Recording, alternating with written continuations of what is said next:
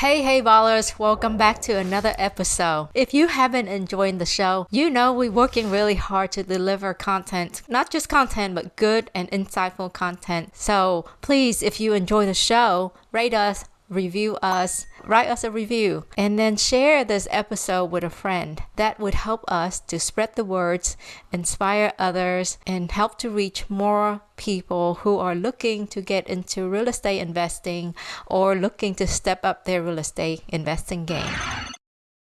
So today, our celebrity guest on the show is Steve Rozenberg. Steve is a very, very prominent, which is why he's a celebrity, real estate investors.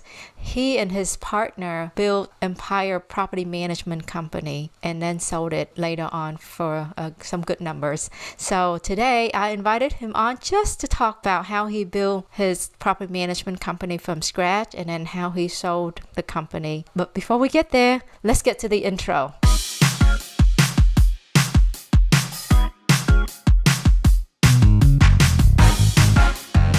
Hey ballers, this is V Lee, your host. Welcome to episode 128. With me is Steve Rosenberg. Oh my God, Steve, thank you for being here today. I'm having a starstruck moment. So what an honor. How is your day so far? It's good. It's good. Thank you for having me on. I appreciate it. Yes, sir. So would you mind to give the audience a quick introduction? Sure. So my name is Steve Rozenberg. I've been involved in real estate, business ownership, all that kind of stuff for about 20 years. My kind of, I guess you could say, claim to fame is that after 9/11, I started buying real estate, built a business, scaled that business up, sold it to a venture capital-backed company after about 7 years of growth, had about 1,000 properties that my company managed. And now I speak all over the world, published author, and I coach people, I mentor people, businesses, a lot of what I learned as I was growing my business. While all of that, I'm still an airline pilot and I still fly and I still do all that. So I have a regular career that I do. And so I've learned how to kind of focus my time, we'll say, to the best of my ability. Yeah, I've said it many times in other show that I one day would want to get my pilot license. I do want to fly an airplane one day. Cool. Yeah, I fly a Boeing 787. So I fly a pretty large, complicated plane, we'll say. Yeah, that's a lot of responsibility. It is a lot of responsibility, but I always tell people I'm up there too, and I'm in the plane. So I'm kind of looking out for myself, and everyone else is, they're kind of along for the ride to make sure that I don't screw up, basically. Man, oh man. See what I said? Very impressive. Thank you. You've been through something that many investors haven't been through. That is, starting out with no real estate experience, right? And then you were able to build a very successful company, and then you sold it. Yes. That whole process right there, I can honestly say that probably a handful number of people in the real estate industry have been through that whole process. So for today, we'd like to maybe take a moment to, get deep into it of that whole process. When you started the company, what went through your mind? Did you think that you were going to sell it one day? Well, it's interesting. So like many businesses, this business was born out of necessity. The reason it was born out of necessity is because my business partner and I, at the time, prior to this, we had owned some apartment complexes. We sold some apartments, we sold some assets. We were flush with some cash. So we decided that we were going to start buying single family homes. And so we started buying houses. We bought a bunch of low income houses. And unfortunately, they did not turn out to be very profitable or anything productive or anything good was coming out of these deals, let's just say. We had about 40 properties or so. We had a major, just losing money, headache, stress, all of that. We couldn't figure out how to solve it. No property management company wanted our properties because they were so crappy, basically. And so our only option was to figure out how to self-manage them. We didn't know anything about it. We had come from owning apartments, which is different than houses, different business model. And so we sat down for about 6 months and we plumbed the infrastructure of how we would want our company to run. It was really just to protect ourselves and our properties. That's it. So after about 6 to 12 months, about 6 months, our property stabilized. We kicked out about 70% of our deadbeat tenants because we were running it as a business. And they stopped being so chaotic, we'll say. And we had other people approach us and say, hey, could you guys manage their properties because they were having similar issues? To which we said, no effing way do we want your problems. Like, we barely figured out ours. We don't want your stuff. But then after more people kept approaching us, we thought, you know what? Maybe there's something here. Like, maybe there's a model here to do this. So the first thing we did is we went to a business coach. And we sat down with this business coach who knew nothing about real estate, but he coached businesses. And we said, this is what we did. This is the position we're in. This is how we fixed it. And we've got other people that want us to manage their houses. Is there something here? So he looked at it and said, well, there's a market, there's opportunity, and you can definitely scale this. But you two guys are not the smartest people, and you'll be bankrupt in 6 months if you don't know what you're doing. So we hired a business coach on the spot, and now we had a business coach. And we stayed with that business coach for 7 years. Every single week, we went and saw him every week. And we got our butts kicked. I mean, we realized what we didn't know. We thought we were just investors managing properties, and we were just investors. And what we learned was everything that you do, even being an investor, is a business. The reason why most investors fail, and the reason why we failed, is we were not running our properties like a business. We didn't have any policies, any procedures, any structure. Same thing goes on in businesses, right? People have business, they don't have these things. So we learned how to build our business as business owners. And we became we grew exponentially fast. We got up to about 1,000 properties. We operated in 3 different cities. We learned how to outsource our company. We had 60% of our company outsourced to Mexico with virtual assistants. And we did it because we were very efficient operators, but because we learned how to run a business. And so the biggest challenge that a lot of us have is we don't take the time to actually, let's say we want to buy a property. Well, we buy the property, we get the best deal on the property, and we do all these things to do the right thing. But we don't actually ask ourselves, how am I going to get this money out for the next 5, 10, 20 years to actually get me the return that I printed out on this nice fancy spreadsheet? Like, how does that happen? That's the business model that people don't think about, which is why things start going off the rails. People start collecting rent. They have these issues, that issues, because they don't have procedures and they don't run it like a business. They run it off of emotion. And that's normally where things go south and kind of goes off the reservation, we'll say. So as we grew our business, we learned that as you grow, you have different challenges as you grow. And what's interesting about business, as I learned, is the longer that you're in business, the better chances you have of going out of business. So you would think that as you grow a company, you would think it gets easier. And you're like, okay, I've been doing this for 3 years, 5 years, 10 years. Your odds of failing and going out of business actually go up faster than your company. So, and I've learned this term, and I forget, Jim Rome or someone said, business doesn't get easier. You have to get better.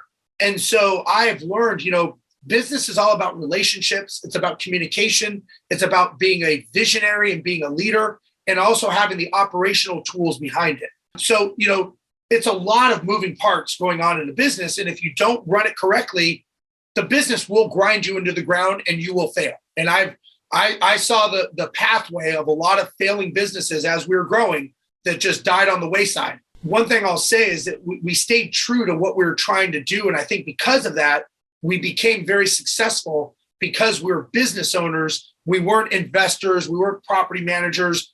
We owned a business and we ran it like a business. And I think if more people did that in real estate or other ventures, they would be a lot more successful.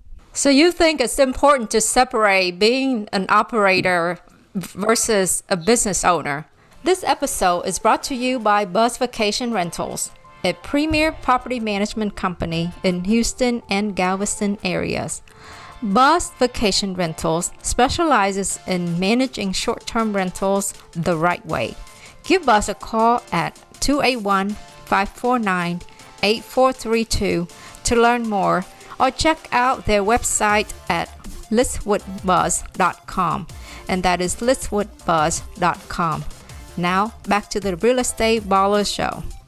100%. As entrepreneurs and as operators, we will all work as hard as we need to, right? I mean, if there's 25 hours in a day, we will roll up our sleeves to accomplish what we need. However, we all know that being the hardest worker in the room doesn't guarantee you success. I mean, think about it. If that was the case, construction workers and day laborers would be the wealthiest people on the planet, but they're not. The people who own the businesses are. So you got to ask yourself, it's not a matter of working hard. It's a matter of working with focus and intention and being that leader, not operator. Now, a business has to have both of them. But just being a great operator, it's like the people that, let's say, for example, you were a hamburger maker and you made hamburgers and you made the best hamburger in the world. And it was an art for you. And it just, everybody loved your burger. And you put your hamburger stand next to McDonald's. Who do you think is going to go out of business first, you or McDonald's? Yeah, probably. Probably you. Why? Not because they make a better burger or not because they work harder. They have a better system and they have a better marketing machine. So to me, if you asked me, businesses live or die based on the sales and marketing of the company. Every business out there, I don't care if you own properties, if you're doing funds, if you own a management company, if you're United Airlines, Coca-Cola, we are all sales and marketing companies. That's all we are. We just sell and market a different product, service, concept, or idea. That is so impactful, Steve. Because, I was raised in an old traditional family.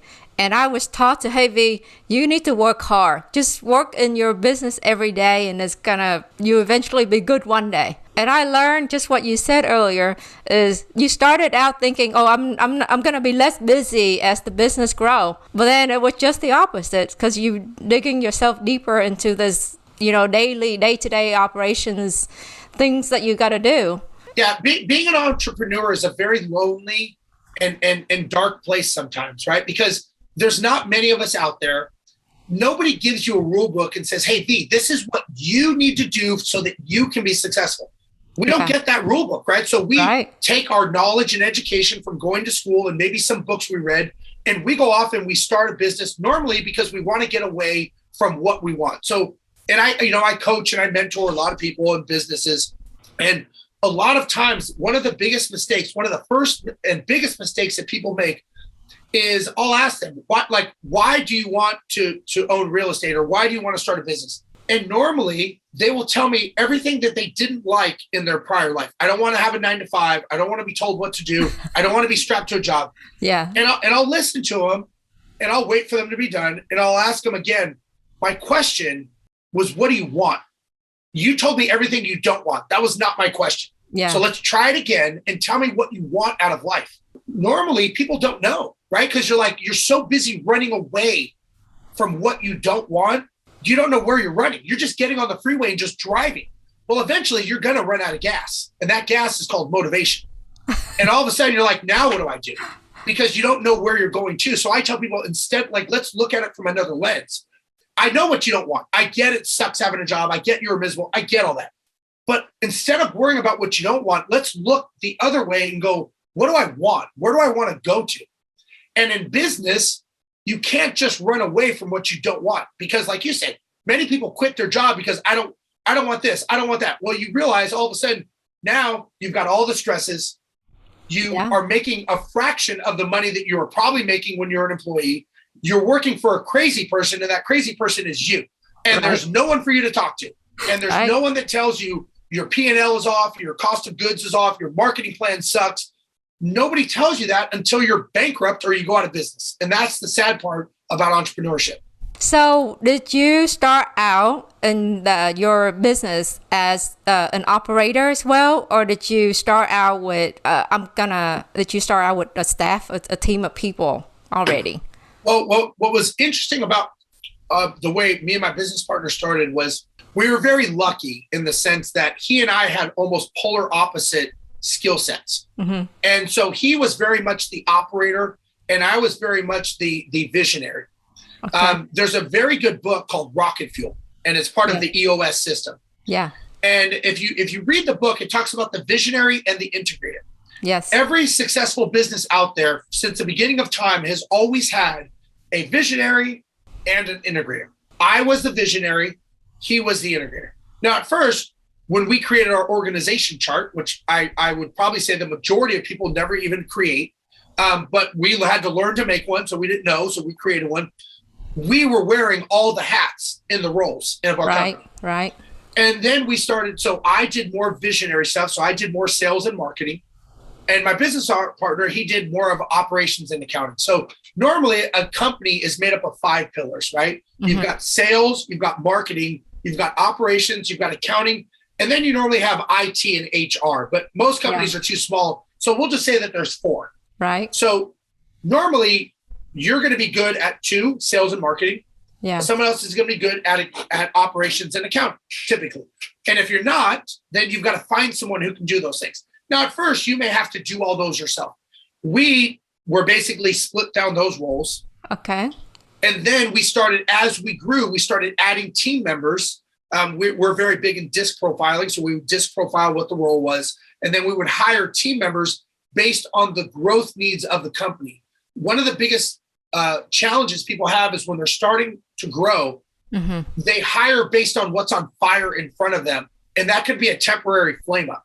So let's say, for example, all of a sudden you have a problem with your company and it's a momentary issue. You're like, we got to hire someone for that. Yeah. But that's not what the company needs. That was a one-time incident or a small flare-up, which was a derivative of something else. So you always got to hire based on the needs of the company. And so we would look at our company and go, okay, what's the next role we need? Well, we're going to need this role. Okay, so that's what's next. And a lot of times what I suggest people to do is while they're hiring, you've got to plan it out. So we knew from our marketing plans and our growth strategy that our company, would grow to X number within X days. So let's say 6 months, we were going to be here. Well, we know it's going to take us about 2 months to interview and another 3 months to train. So 6 months before we needed that role is when we would start hiring. We'd start interviewing. You anticipate the position before you actually have to do the hiring. Because normally what happens, something's on fire and you're like, just put anyone there to put out the fire. I'll deal with it later. And all you've just done is you put a Band-Aid on a much bigger problem that is going to rear its ugly head when it does come back. And it always comes back. It doesn't go away, right? And a lot of times people who own businesses, they lead through abdication. And what I mean by that is they just try to ignore things. They try to ignore a bad employee, or they try to ignore a problem in their company thinking, I don't have enough time to deal with it. I got other problems. Mm-hmm. But that ugly monster in the closet doesn't go away. It normally gets worse. And it could be a bad customer, it could be a bad employee, it could be a bad marketing strategy. It doesn't magically fix itself. Your job when you own a business is sometimes you got to open that door and you got to fight that dragon. You got to deal with it. And the sooner you do, the better, because that toxicity in a company could make the company go out of business a lot quicker. We used to always say, the rise to the top is quick, mm-hmm. but the fall is faster. much quicker. I believe it. Yeah. So that leads to my question of, okay, so you anticipate the hires, but then being a small company, don't you have a budget concern that you need to allocate the budget accordingly? Because if you not grow to where you need the person yet, your budget may not be there yet. So how do you address that problem? That's a good question. So as sometimes, most companies have to take on debt, right? Taking on debt is not a bad thing, right? Mm-hmm. It depends on what the goal of the business is, and what the exit strategy is and how much debt they want to take on. But a lot of people want to bootstrap it, or they can only bootstrap it, and that's fine. Yeah. But at some point, you're going to have to take on some form of debt statistically in order to grow or increase your marketing. So I'm a big believer that your company will live and die based on the marketing. If you are not marketing a company, you are going out of business. You just don't realize it yet. Because if that phone is not ringing, you do not have inbounds.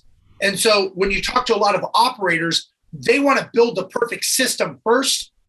And they always think if I build it, it'll come. It doesn't work that way. Nobody gives a shit. It doesn't. It's not like in the movie. Yeah. It's not Build a Dream. Yeah. So my thing is like, look, you can have the best product, shiny, polished, it runs perfect. But if your phone's not ringing, nobody cares because nobody knows about what you've just done. And that marketing funnel, you've got to understand your marketing strategy, your acquisition cost, your lead strategy, who is your target client. So when I coach people, that's one of the first things I do is like, let me see your marketing strategy. I don't have one. So how many days? And my next question is, how many days do you go out of business? Because you're going out of business. It's happening. You just may not know it yet, but you are going out of business. It's so funny you said that, Steve, because I'm an integrator. Okay. In that. And so obviously the first thing I resort to is operations. Yep. But recently I just got enlightened. Well, and my business partner was the same way. I mean, he was like, we would talk about something. He's like, okay, let's build a system around it. I'm like, no, let's market it and let's see if anybody wants it first. Because we may have the best idea in the world, but if the public doesn't want it, what does it matter? Right. So to answer your question, that's how we grew. And we were very successful because we had that yin and yang. We had that opposite pole. I wanted to go 1,000 miles an hour. He wanted to go 2 miles an hour. So we met at like 50, right? And so we were able to grow the company. If we just had me, it'd be chaos. If we just had him, there'd be 2 people that we'd service. It doesn't work. So you have to have that balance. And I will say that we were very good at always respecting each other's position. And we always stayed in our lane. I did not step on his toes. You get that, obviously, when you own a business together. But for the most part, I respected his position. I didn't step on his toes. He didn't step on my toes. He did his thing. I did my thing. And that's how we were able to kind of keep our lines straight. And it was very successful doing that way. Were you all 50% partnership? Yep. And did you have like an agreement, a drawn up agreement of, who take care of what? And yeah. Oh shit. Yeah. We had operating agreements, we had life insurance policies out on each other.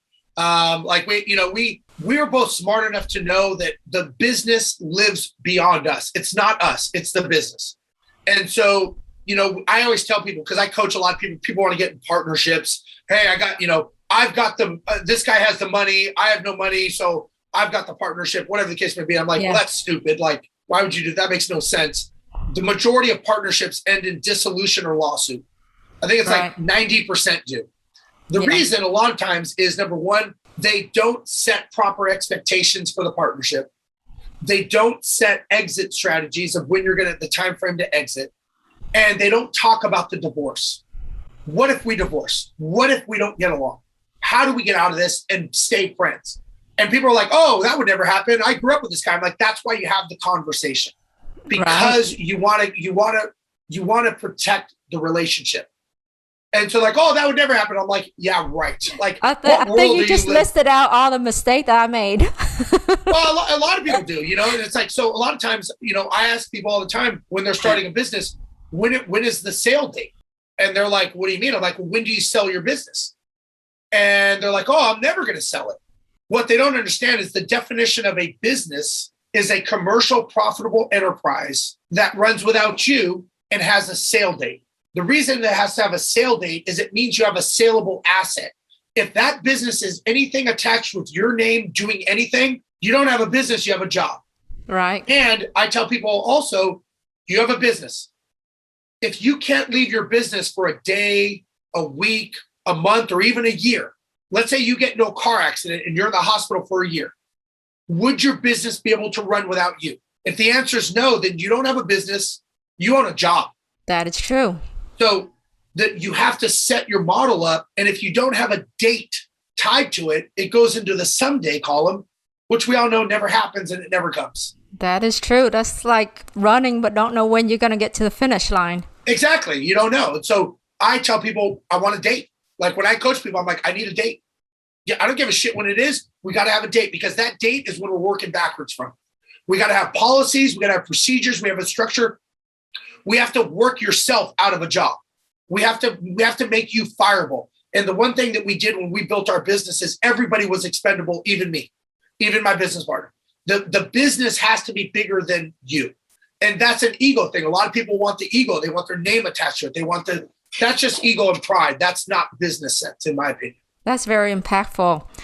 So during that process of building that company, at what point did you decide, okay, now I'm ready to sell? We never really planned on selling the business. At the time, my business partner, he really was not interested in selling. Yeah. The business was doing well. We were doing multi-million dollar revenue every year. Everything was going great. We had a venture capital backed company approach us about an acquisition, and we had other companies approach us before, but it just didn't work. And this company seemed to they had everything going in the direction that we wanted to go to. We were looking at franchising our model and scaling it either through a licensing model or franchise or private equity. They were doing that.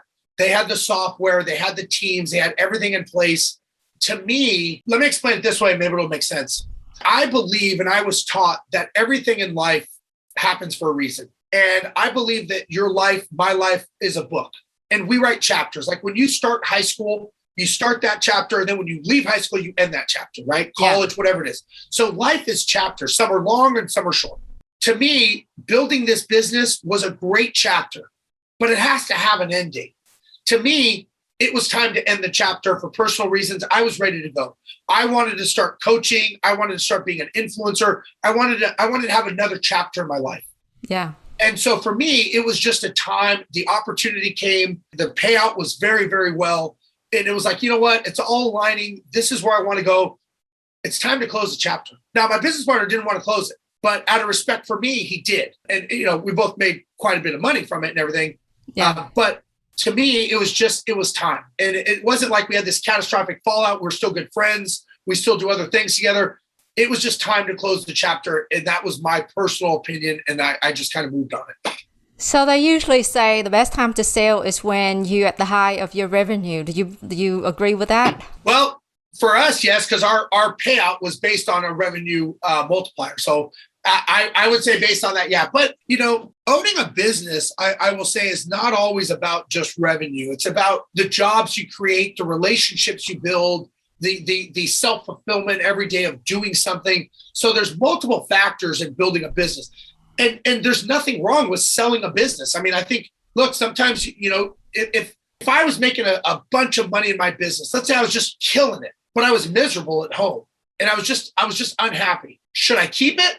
Should I sell it? Let's say the business was losing a bunch of money, right? And it's this albatross and you can't sleep and it's just draining every ounce of you. Would you say, hey, Steve, you should hang on until you get more money? I would go, F this, man. I'm out of here. So I don't think it's based on, for me, yes, this scenario was based on revenue, but I think it has to do with what you want out of life and what, at the end of the day, we only get so many days on this earth. We can't get back yesterday. So if I'm miserable owning a business, trying to get to this point of happiness, maybe I could just cut my losses and move on. Right. So I think it's a personal opinion on selling a business. So when you were approached by the company who purchased your property, did you go through a process of hiring a MMA, call it MMA? Yeah. Obviously with anything, I'm a big believer. Anything I do now, I have an attorney. I think it's important that you remove yourself, especially when it's something that you've emotionally built. You may make a decision based on personal opinion or feelings. But that doesn't come in play when you're dealing in business.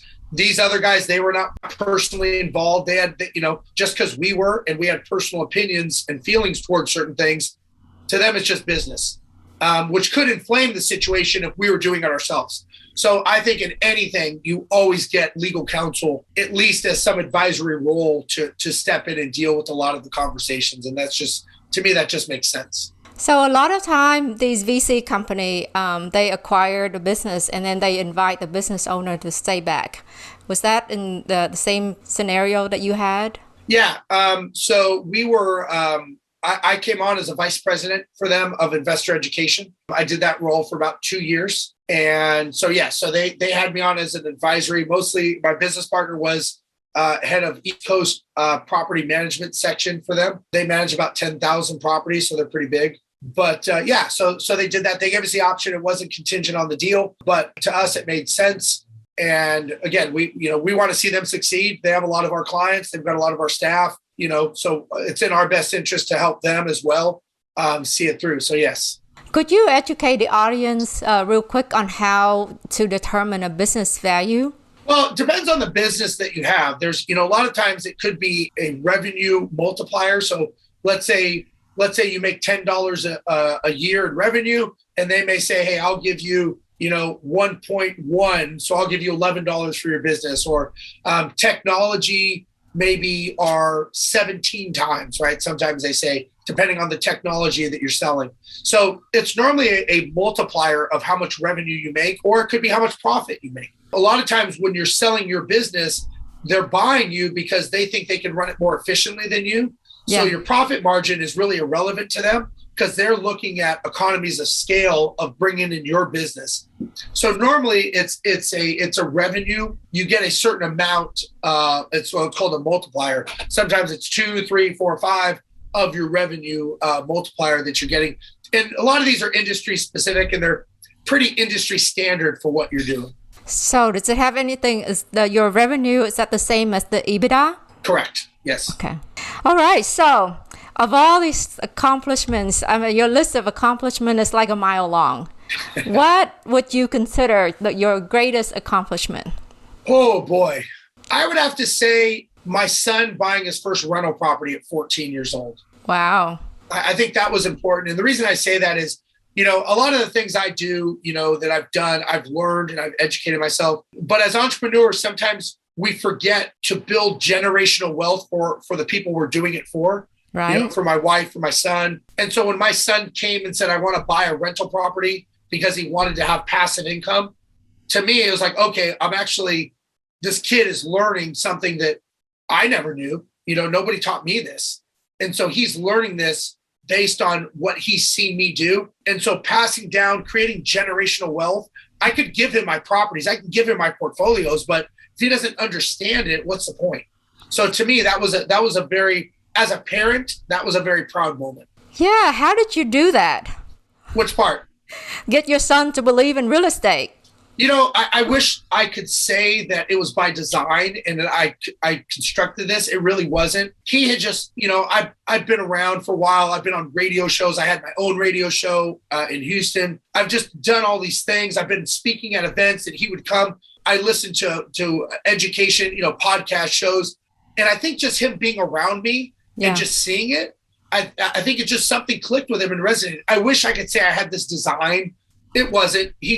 He really just, by being around me, I think it just resonated with him. And, he saw the life that me and my wife have as a result of owning real estate and passive income and being able to do what we want. We don't worry about money. That's never an issue for us because we've put in the work and we've been very smart with our assets. And I think he just wants that life. That's amazing. My daughter's 9, so that's the age. Yeah, that's the age. Yeah, I used to have him listen to like Grant Cardone with me and stuff. And part of his chores is he would have to listen to one video a day of like Grant Cardone or someone else, Ed Milet or something.